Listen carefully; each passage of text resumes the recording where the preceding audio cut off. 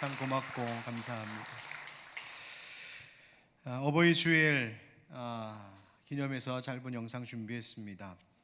지난 2년 넘는 코로나 시기 동안에 우리 특별히 어르신들이 외롭기도 하고 정말 어려움도 많으셨으리라고 생각이 듭니다.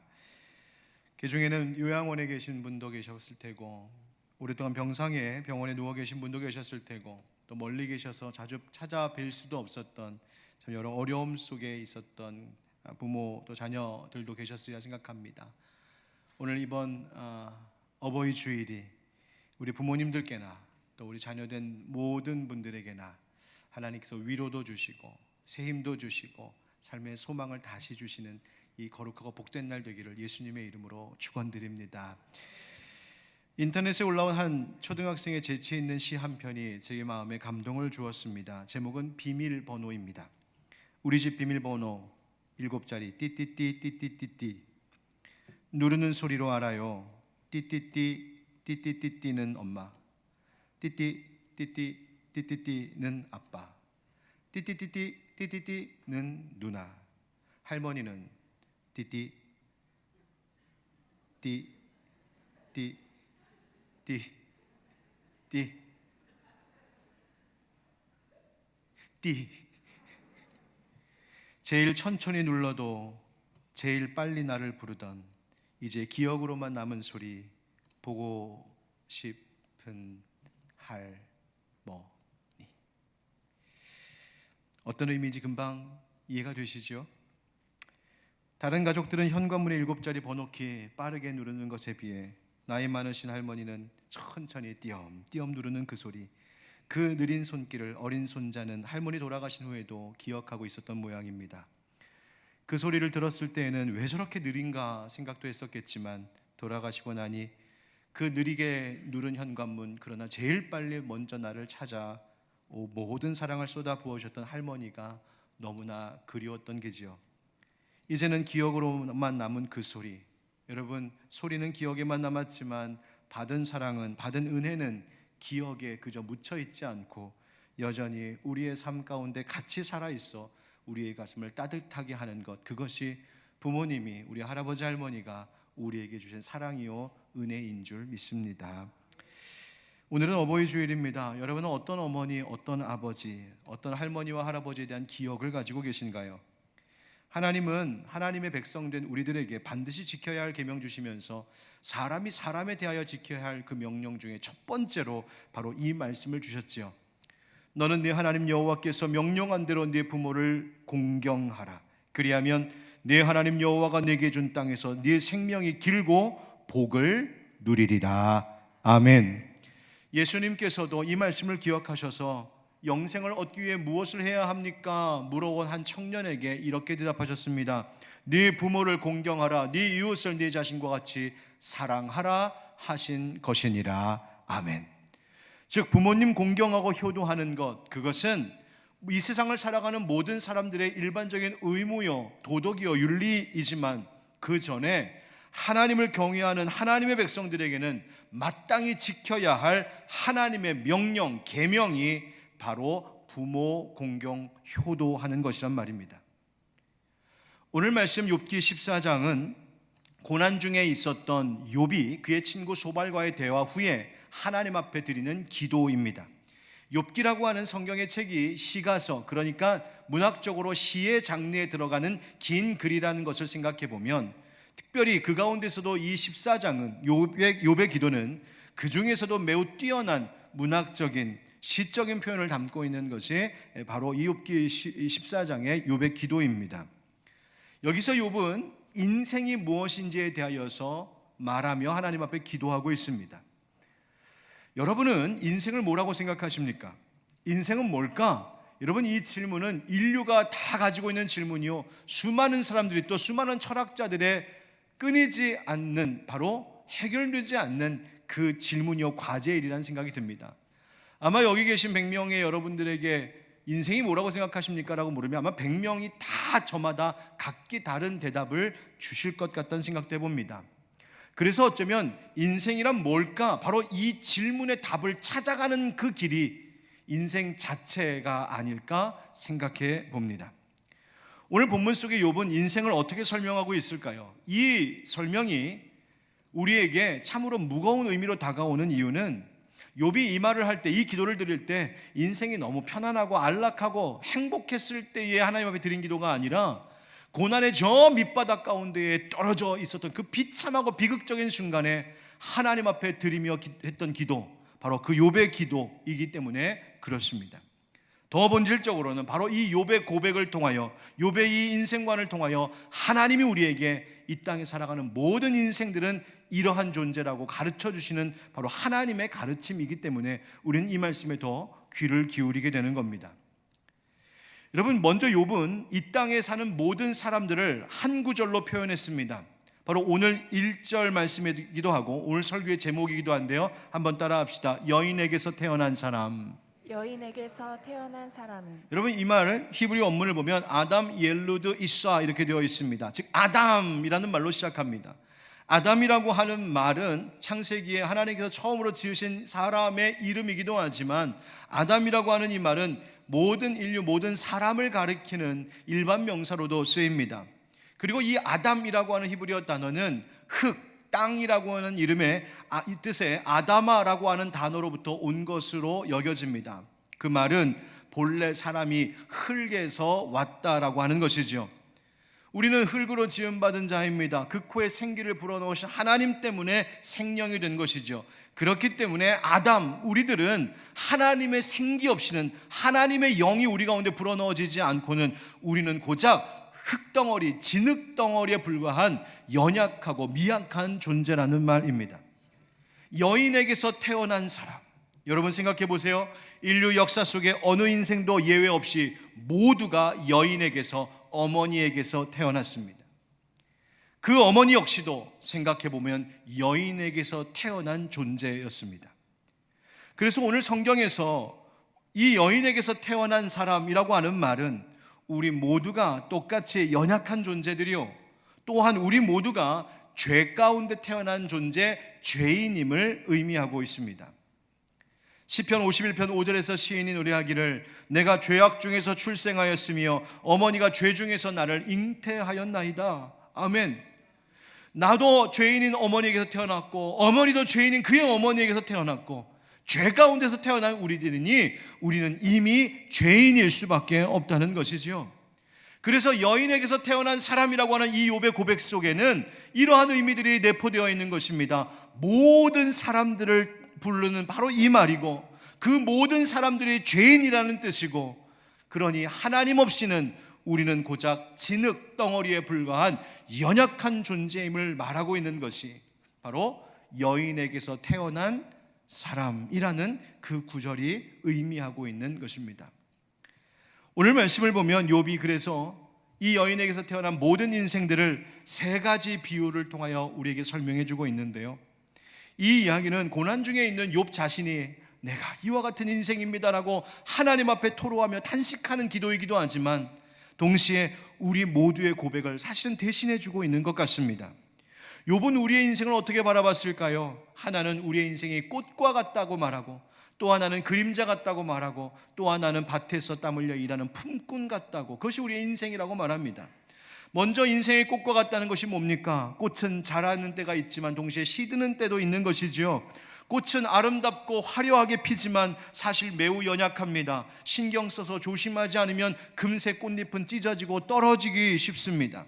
피어오른 그 꽃이 아무리 아름답고 아무리 색깔이 화려하고 아무리 그 향기가 짙다고 한다 한들 시간이 지나면 다시 시들 수밖에 없는 것이 꽃인 것처럼 우리의 인생도 그렇게 연약하여 결국 쇠하여지고 시들 수밖에 없는 것이, 그 끝에 있는 것이 우리의 인생이라는 말입니다. 인생의 그림자 같다는 말은 무슨 말일까요? 그림자, 멈춰 있지 않고 급히 지나가는 것입니다. 아무리 잡으려고 해도 잡을 수 없고 쫓아가면 그만큼 뒤로 물러가는 것, 그러다가 어느새 금세 사라지는 그림자와 같이 우리의 인생도 그렇게 왔다가 금세 지나가는 잡을 수 없는 세월이라고 말하는 것이죠. 또 욥이 말한 것 가운데 오늘 6절 말씀에 보면 인생이 품꾼 같다는 비유도 합니다. 종일토록 땀 흘려 수고해야 하고 고된 일, 괴로운 일 많은 것 인생인 것이죠. 그런데도 하루 종일 온종일 떼학볕에서 땀 흘려 수고했음에도 불구하고 언제쯤 이 무거운 짐 내려놓을 수 있을지 도무지 알 수 없는 고단함이 많은 인생이 우리라는 것입니다. 여러분, 욥이 지금 말하고 있는 이 세 가지의 비유에 대해 어떻게 생각하십니까? 아마도 모두 동의하지 않으실까 생각해 봅니다. 왜냐하면 우리 가운데 어느 누구도 영원히 지지 않는 꽃은 될 수 없을 것이고, 우리 가운데 어느 누구도 지나가는 세월 붙잡을 수 있는 사람이 없을 테고, 우리 중 누구도 저마다 인생의 짐 지지 않은 인생들 없을 것이기 때문입니다. 그렇다면 여러분, 이 말씀 앞에서 우리 어떤 삶의 태도 가져야 할까요? 특별히 오늘 어버이 주일인데 그 인생의 길, 꽃과 같고 그림자와 같고 그리고 품꾼과 같은 인생의 길을 먼저 가신 그 부모님들에 대하여 그 뒤를 쫓아 따라가고 있는 우리들은 또한 어떤 삶을 살아가야 될까? 오늘 하나님께서 들려주시는 그 말씀을 들으려고 합니다. 오늘 말씀 통해 부모님의 사랑을 다시 한번 기억하고, 이 어버이 주일에 부모님의 자녀된 우리들이 하나님의 자녀로서 또한 어떠한 삶을 살아가야 될지 다시 한번 깨닫고 또 결단하여서 어린 예수님이 나사렛에서 요셉과 마리아를 순종하고 받드셨다라고 하는 성경의 말씀처럼 우리도 예수님 닮아 부모님께 효도하는 믿음의 사람들로 새로워지는 이 시간이 되기를 주의 이름으로 축복합니다. 한번 따라 하실까요? 생각보다 짧은 인생입니다. 생각보다 짧은 인생입니다. 제가 아재 개그 하나 할 텐데요. 여러분들이 얼마나 성품이 좋으신지 반응을 보고 제가 판단하겠습니다. 제가 1부 때 썰렁해서 제가 조금 그랬고요. 2부 때 조금 나았거든요. 3부 예배 드리시는 분들은 여러분들이 어떤 인격자들이신지를 제가 한번 보겠습니다. 여러분, 인생은 짧고 예술은 길다라는 말이 있죠. 여러분, 이 말을 4글자로 줄이면 뭘까요? 4글자. 4글자 줄이면 이렇게 됩니다. 인생, 예술. 역시 여러분 훌륭한 분들이십니다. 참 성격 좋으시네요. 역시 차원이 다르십니다. 대단하십니다. 인생, 예술. 인생은 짧고 예술은 길다. 아주 어릴 적에 수수께끼처럼 친구들과 우스갯말로 주고받았던 이 농담 같은 말이 왜 여지껏 살아오면서 잊혀지지를 않는지요. 그때는 그냥 웃기다, 재밌다 그러기만 했는데 지금 와서 보니까 정말 인생 빠르구나, 짧구나, 세월 빠르구나라는 생각이 더욱 짙어져 갑니다.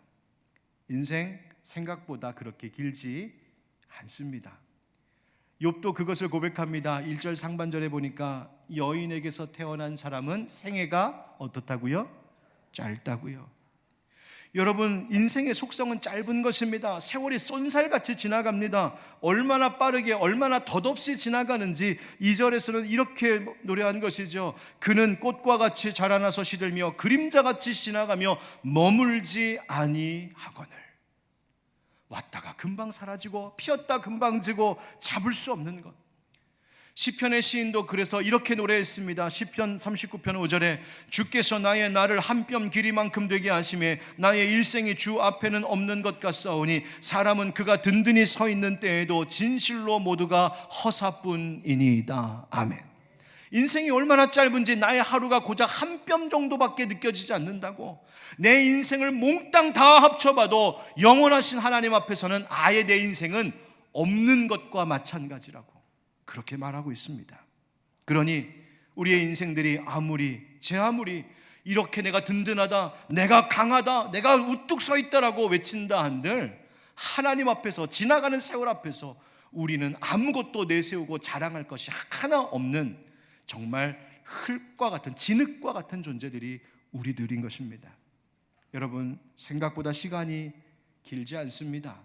생각보다 시간이 많이 남아있지 않습니다. 영원하신 하나님 앞에 우리는 아무것도 아닌 짧고 연약한 인생들이다라고 하는 이 성경의 가르침, 우리에게 무엇을 교훈하고 있을까요? 먼저는 그렇기 때문에 영원하신 하나님 앞에 우리가 겸손해야 한다는 말입니다. 영원하신 하나님 앞에 그 잠깐 왔다 가는 우리의 인생이 교만하지 말고 착각하지 말고 겸손해야 된다고 말씀하십니다. 우리가 마치 영원히 살 것처럼 그렇게 착각해서 내 인생을 마치 엿가락처럼 길게 내 마음대로 누릴 수 있는 것처럼 그렇게 착각해서 하나님 앞에 교만하고 인생들 사람들 앞에 교만하고 내 자랑, 내 의로 살아가는 것이 얼마나 어리석은 인생들인지 하나님의 말씀을 통해 가르쳐 주시는 거죠. 여러분, 하나님 앞에서 겸손하셔야 합니다. 모든 사람들과 모든 일들 앞에서 하나님, 나는 아무것도 아닙니다, 겸손하셔야 합니다. 뿐만 아니라 이 짧은 인생을 말씀하시면서 우리에게 가르쳐 주시는 것이 무엇입니까? 그러니 얼마 길지 않은 이 인생 해야 할 일이 있거든 지금 해야 한다는 말입니다. 내일로 미루지 말고 오늘 해야 될 것 바로 해야 된다고 말이죠. 그렇다면 우리가 미루지 말고 당장 해야 될 급한 것이 무엇일까요? 여러분, 뭐 이것이다 저것이다 말씀 많이 하시겠지만 가만 생각해 보니 사랑하며 사는 것보다 급한 것은 없는 것 같습니다. 미워하며 살지 말자고, 사랑할 시간조차도 없다고, 부족하다고 말하는 것이 괜히 나온 말이 아닌 것이지요. 톨스토이가 이런 말을 했답니다. 미래의 사랑이란 없습니다. 사랑이란 언제나 현재형입니다. 사랑을 지금 보여주지 않으면 사랑이 없는 사람인 겁니다. 내가 사랑한다고 말하면서도 그런데 오늘 말고 내일부터 사랑할게요, 그런 사랑 없답니다. 나 오늘 좀 많이 할 일이 많아서 바쁘니까 내일부터 내가 사랑할게요, 다음 주부터 사랑할게요, 그런 미래의 사랑이라는 것은 없다는 겁니다. 그건 사랑이 없는 것이란 말입니다. 하나님에 대하여서도 마찬가지입니다. 내가 하나님 사랑할 거예요, 하나님 믿을 거예요 말하면서, 그런데 오늘은 조금 바쁘니 내일부터 하나님 믿을게요, 내일부터 하나님 사랑할게요. 하나님, 내가 하나님 믿기는 하는데 내가 요즘 좀 많이 바쁘고 일이 많으니까 이 복잡한 일들도 다 정리해 놓고 좀 잘 되면, 괜찮으면 그때 하나님 믿고 하나님 사랑할게요. 여러분, 그날은 절대 오지 않습니다. 지금 사랑해야 되고 지금 믿어야 된다는 것이죠. 내가 하나님도 사랑한다면 지금 사랑하고 지금 믿어야 되는 것이죠. 여러분, 부모님도 마찬가지입니다. 부모님께 받은 은혜 보답하며 사랑하고 섬길 시간, 여러분 생각보다 그리 많이 남지 않았습니다. 지금 부모님 살아계신 분들이라면 오늘 당장 효도하십시오. 오늘 사랑한다고 말씀드리십시오. 감사하다고 말씀드리십시오. 만약 부모님과 화해되지 않은 참 껄끄럽고 어려운 관계 가운데 혹시 있는 분들 계시다면, 여러분 내일로 미루지 마시고 오늘 용서를 구하시고 오늘 화해하십시오. 오늘 사랑하십시오. 우리 부모님 사랑하고 섬길 날 그리 생각보다 많이 남지 않습니다. 지나가고 나면 어찌할 수 없어 후회만 남는 것 사랑이고 효도 아닙니까? 부모님 이미 돌아가셨다면 못다한 사랑, 그것 우리 하나님 아버지를 향한 사랑으로 승화시키십시오. 남아 계신 부모님께 효도하십시오. 내 곁에 있는 가족들에게, 이웃들에게 그 사랑을 전하십시오. 남아있는 삶 믿음으로 신실하게 사십시오. 그것이 이미 떠나신 부모님께도 효도하는 짧은 인생 후회로 남기지 않는 선택인 줄 믿습니다. 정철의 훈민가 중에 유명한 식구가 있지요. 어버이 살아실 때 섬기기를 다하여라. 지나간 후면 애달다 어이하리. 평생에 고쳐 못할 일 이뿐인가 하노라. 인생에 어떤 일이 어그러지고 후회가 되면 되돌이켜서 좀 고쳐보려고 하는데 다른 건 다 될지 몰라도 이것은 안 된다고, 되돌이킬 수 없는 이 시간 속에 부모님께 효도하는 것, 사랑하는 것만큼은 시간 되돌릴 수 없노라고 옛 어른들도 말했습니다. 여러분, 되돌이킬 수 없는 시간에 가슴만 아파하지 마시고요, 짧은 인생 꽃처럼 시들고 그림자처럼 후딱 지나가는 이 인생, 그러므로 바로 지금 오늘부터 먼저는 하나님 아버지 더 사랑하고 더 믿으시고, 그리고 내게 주신 귀한 부모님, 그분께 더 효도하고 사랑 베푸는 그런 우리 모든 믿음의 자녀를 되시기를 주님의 이름으로 축원드립니다. 따라합시다. 저마다 무거운 짐을 진 인생입니다. 저마다 무거운 짐을 진 인생입니다. 앞서 말씀드린 것처럼 성경은 인생이 이렇게 빨리 덧없이 짧게 지나가는 것이라고 말하는데, 그 짧은 인생이라도 좀 좋은 일만 있으면 좋을걸, 그마저도 좋은 일이 아니라 괴로움과 걱정이 가득한 것이 우리의 인생이라고 말합니다. 욥은 그래서 1절에 이렇게 말하죠. 여인에게서 태어난 사람은 생애가 짧고 무엇이 가득하다고요? 걱정이 가득하다, 괴로움 가득하다는 말입니다. 그런데 생각해보면 당연히 그럴 수밖에 없지요. 우리가 흙으로 지음받은 몸이기 때문에 그렇습니다. 우리가 죄 가운데 태어난 죄인이기 때문에 그렇습니다. 그러니 당연히 세월이 가면 우리의 육신을 쇠하여져 갈 수밖에 없을 것이고, 꽃과 같이 피는 시간도 있지만 결국 지게 될 것을 우리는 알고 있기 때문에 그렇습니다. 강할 때가 있으면 약해질 때가 있고, 올라갈 때가 있으면 내려갈 때가 있는 것이 우리의 인생임을, 어느 누구도 그것을 피할 수 없음을 우리는 다 알고 있기 때문입니다. 그러니 살아가면서 걱정도 있지요, 괴로움도 있지요. 현실 가운데 찾아오는 여러 가지 문제들이 끊임없이 우리에게 괴로움과 걱정을 안겨다 주는 욥의 고백처럼 참 여인에게서 태어난 인생들은 다 걱정이 가득한 한 삶을 살아가고 있는 겁니다. 그런데 가만히 생각해 보면 나도 걱정 많고 나도 괴로움 많은 인생 살지만 우리의 부모님도 여인에게서 태어난 존재이니 우리 부모님도 똑같이 그런 걱정과 괴로움 가득한 한 인생을 살아가지 않으셨겠습니까? 살아가면서 겪는 괴로움, 나만 겪는 것이 아니라 우리 부모님도 그러셨겠지요. 아니 어쩌면 참 많이 좋아진 이 시대를 살아가고 있는 나보다 더 거칠고 더 힘들고 더 걱정과 괴로움 많은 그 인생길을 먼저 살아가셨을 겁니다. 그래서 6절에서 욥은 우리의 인생을 품꾼이라고 하는 말로도 비유합니다. 품꾼과 같이 떼약볕 아래에서 하루 종일 수고하며 고된 인생을 살아가는 것이 바로 우리의 인생이라고요. 지혜자는 전도서 2장 23절에서 이렇게 말했습니다. 일평생에 근심하며 수고하는 것이 슬픔뿐이라 그의 마음이 밤에도 쉬지 못하나니 이것도 헛되도다. 아멘. 평생 근심하며 수고하는 일이 끊이지 않는다고요. 그래서 삶 자체가 슬픔이라고 말합니다. 하루 종일 열심히 일하고 수고했으면 그것에 대한 대가를 받고 그날 저녁 집에 들어와 마음 편안하게 푹 쉬면서 그렇게 안식도 있으면 좋으련만 그 마음이 밤에도 쉬지 못하는 것, 밤에도 그 무거운 짐을 내려놓을 수 없고 잠자리에 들 때에도 그 복잡한 마음을 어찌할 수 없어서 밤잠을 설칠 수밖에 없는 것이 인생들이라고 옛 지혜자도 그렇게 말해주고 있습니다. 생각해보면 나만 그런 것 아니라 우리 부모님들도 그러셨습니다. 걱정과 괴로움이 나에게만 있는 것 아니라 어쩌면 우리가 모르게 우리 부모님들도 자녀들을 위하여, 가정을 위하여 품꾼의 걱정과 수고를 마다하지 않고 한평생을 사셨을 겁니다. 김환영이라고 하는 시인이 아주 짧은 시를 지었습니다. 제목이 울 곳이라고 하는 제목인데요. 할머니 어디 가요? 예배당 간다. 근데 왜 울면서 가요? 울려고 간다. 왜 예배당 가서 울어요? 울 데가 없다. 제가 어릴 적 기억해 보니까 저희 외할머님도 제 어머님도 참 교회를 좋아하셨던 분들이었습니다. 교회에서 살다시피 하셨습니다. 저도 어머님 신앙 배워서 교회 열심히 다니는 어린 시절이었지만 뭐 할머니 어머니에 비하면 비할 바가 아니었고, 생각해보면 교회가 그렇게 좋은가?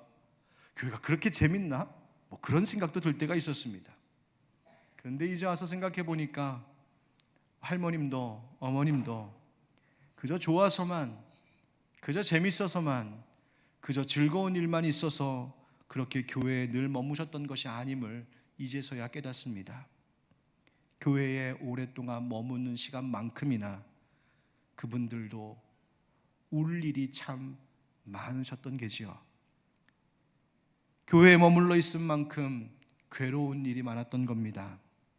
집에서 가족들 앞에서 차마 울 수 없어서 마음 툭 내려놓고 펑펑 소리내어 울만한 다른 곳이 자기의 삶의 자리에 어느 곳에도 없어서, 방 한쪽 구석도 없어서 그저 어두운 밤 철야하기도 하는 시간에 예배당에 나와 한 구석에서 이불 뒤집어 쓰고 펑펑 울며 아버지 아버지 주님 주님 가슴 치며 우셨던 그 할머니, 그 어머니의 뒷모습을 저는 지금도 기억합니다. 그 마음을 제가 다 커서야 남편이 되고 아빠가 되고 교회의 목사가 되어서야 저 역시도 너무 힘들고 괴로울 때 가족들 앞에서, 성도들 앞에서 울 수 없으니 나도 울 곳 없어서 그저 예배당 나와 기도실 들어가 가슴 치며 펑펑 울며 기도할 때에서야 비로소 우리네 부모님들도 갈 곳 없어 교회와 펑펑 우셨구나, 그 깨달음을 얻게 되었습니다. 저희 아버지는 돌아가신 지 이제 11년 넘으신 것 같습니다. 요즘 들어 아버지 생각이 그렇게 많이 납니다. 그런데 아버지의 여러 모습들이 자꾸만 더 새록새록 떠오르는데 그 중에 하나가 제 아버지의 어깨가 그렇게 생각이 많이 납니다. 저희 아버지는 피부가 하얘셨거든요. 그런데 어깨가 그렇게 단단하셨습니다. 가끔 경세야 와서 어깨 좀 주무르고 안마 좀 해라 그러면 제가 얼마나 착했겠어요. 그래서 가면 했죠. 근데 좋은 마음으로 맺겠습니까? 귀찮은데 또 이러시네 그러면서 했어요.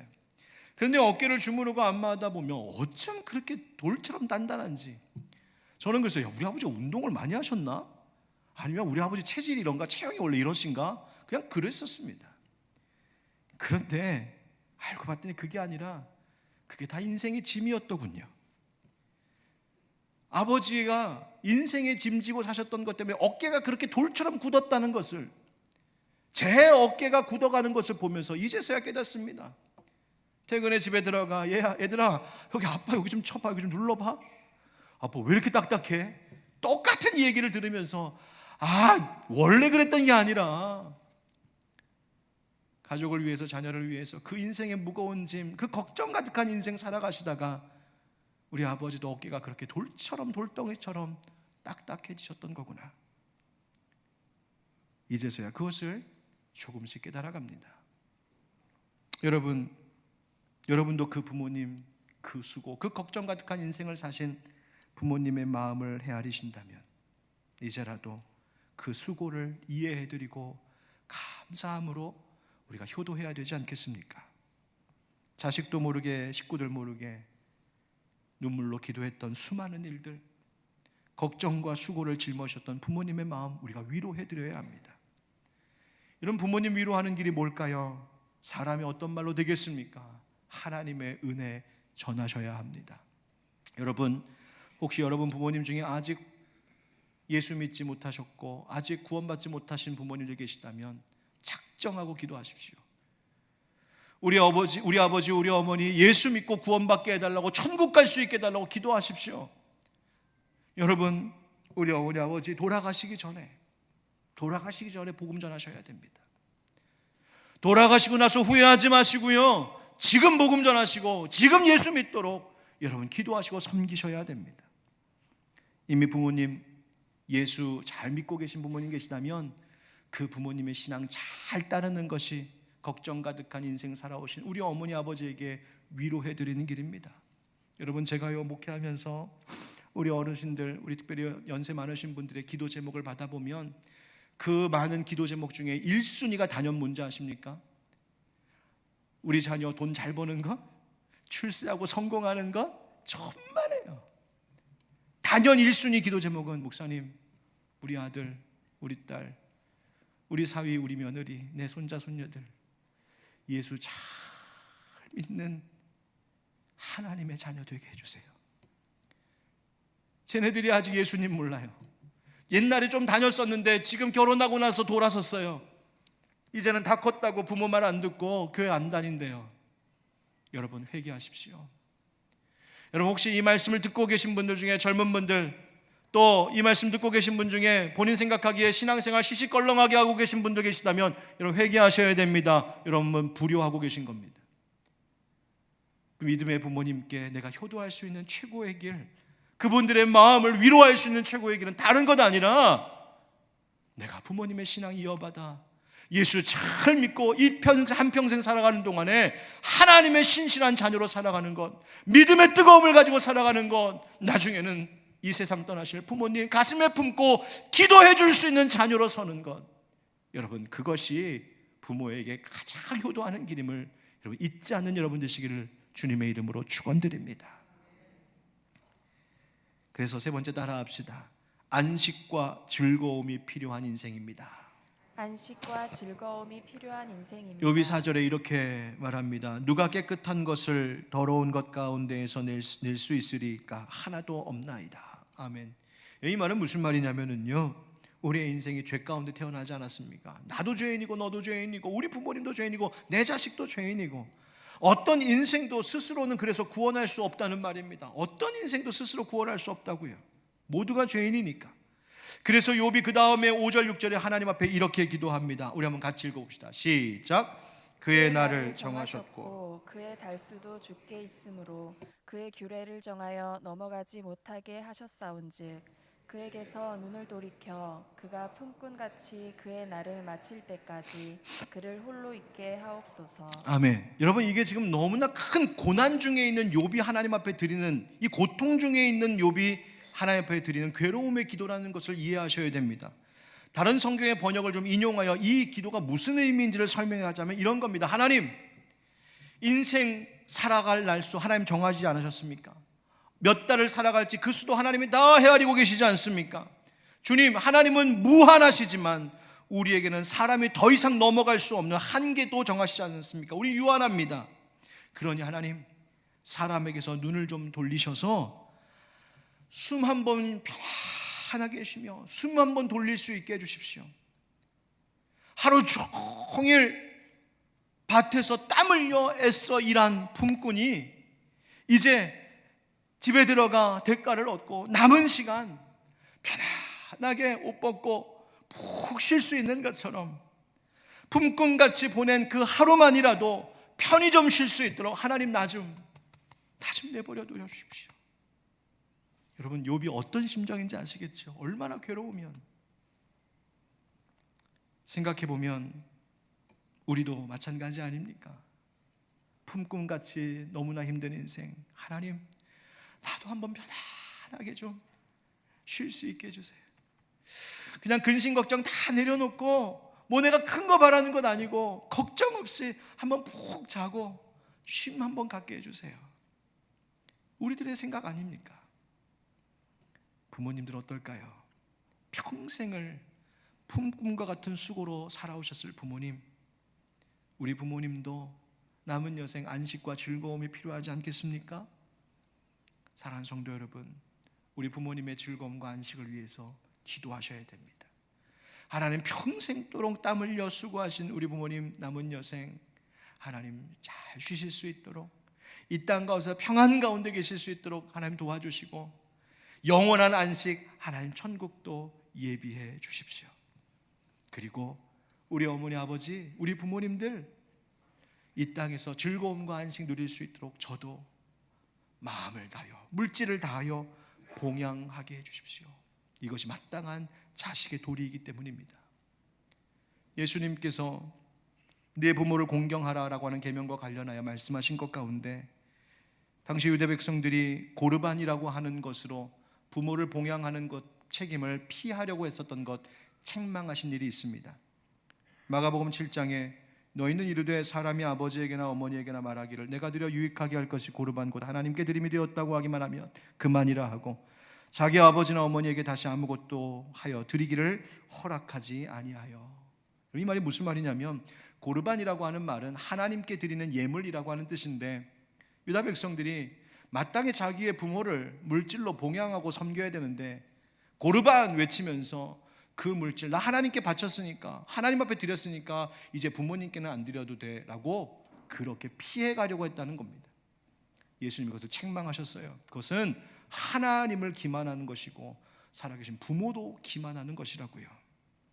여러분, 우리의 모든 것을 다하여 부모를 섬기고 봉양하는 것이 마땅한 도리입니다.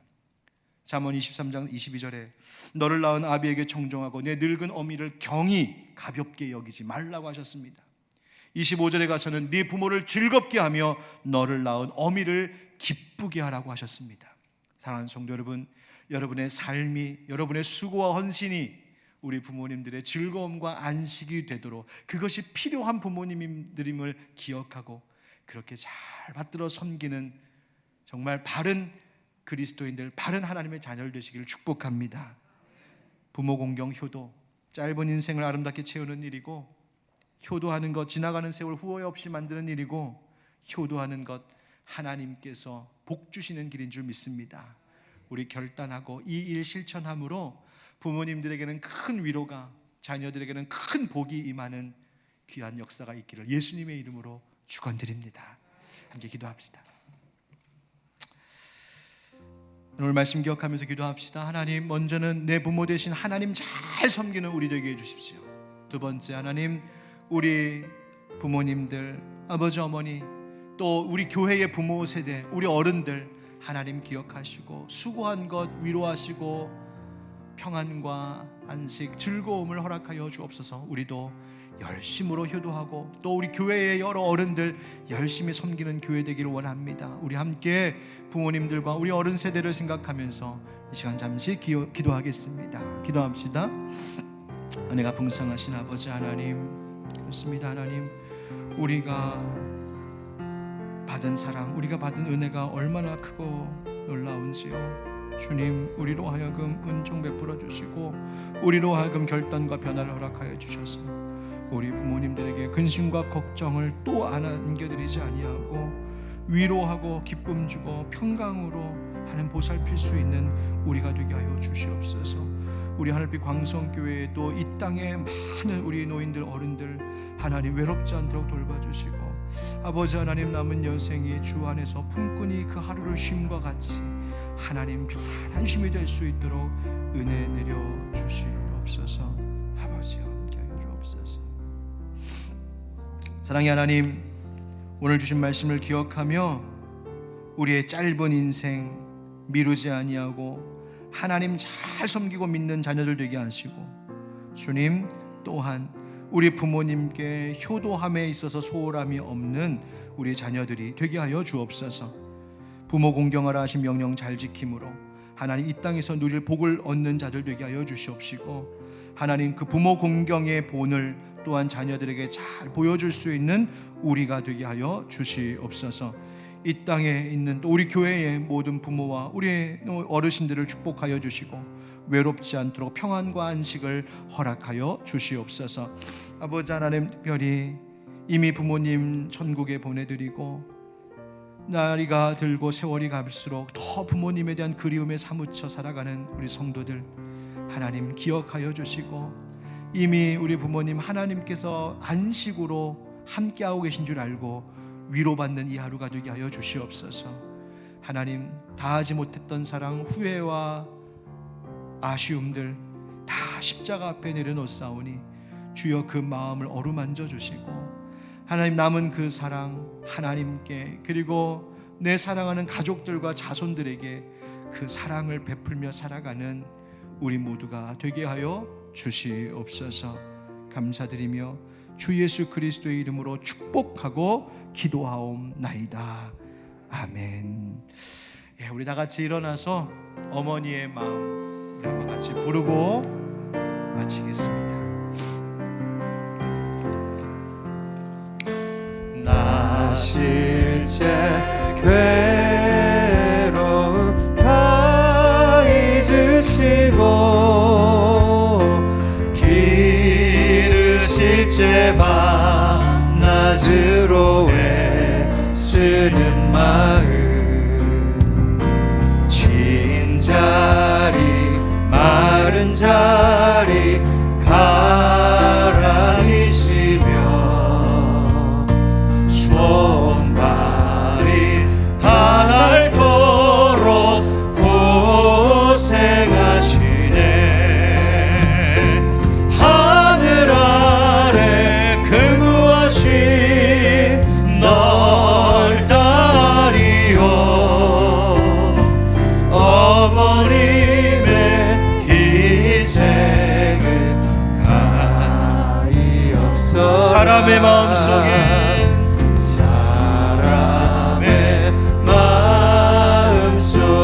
온 가지 소원 어머님의 마음속엔 오직 한 가지 아낌없이 인생을 자식 위하여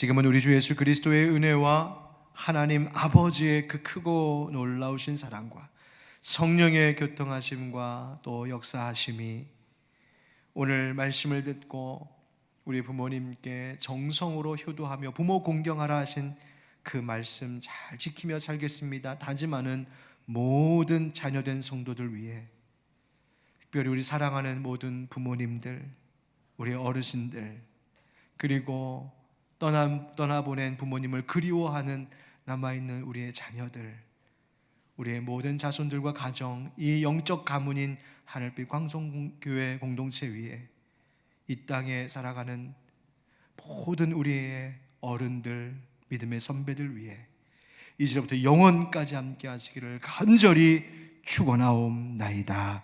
아멘.